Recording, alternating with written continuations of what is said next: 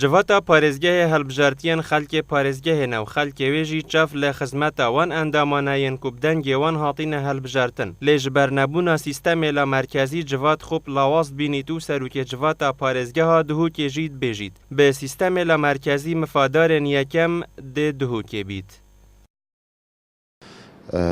اگر بوما و پارێزگەها Duhokê jî bîtin rastî renge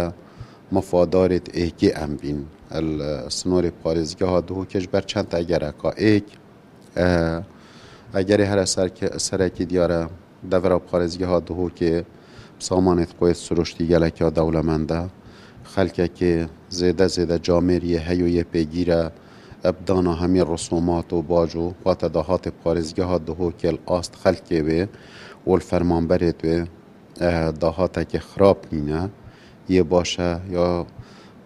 دیسا جی ڕێژا فەرمانبەرێت مەلسنۆرê parêzgeha Duhokê renge nabîte 11 sadê fermanberêt Herêma Kurdistanê ji ber hindê jî kêmatiya fermanbera hebûna waridekê baş dîtina min mifakê mezin dêgehte.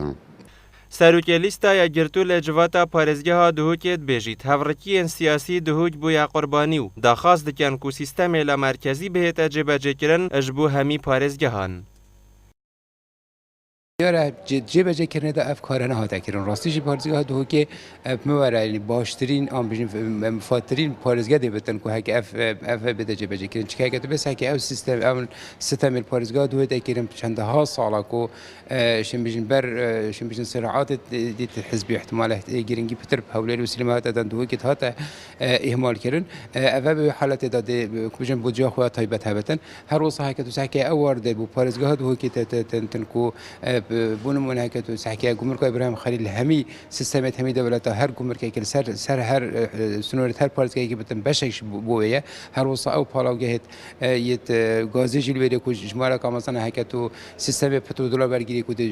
رجعة جلا كامز برجتن برامبري بيجي هكذا بس حكي خرجية بارت Duhokê بونمون هكذا سحكي مثلا فرمانبرد بارت Duhokê بتر يعني كمترش نوت شن بيجي مليار دينار راتبت وانكو هكذا براوردي جلي دبكي کو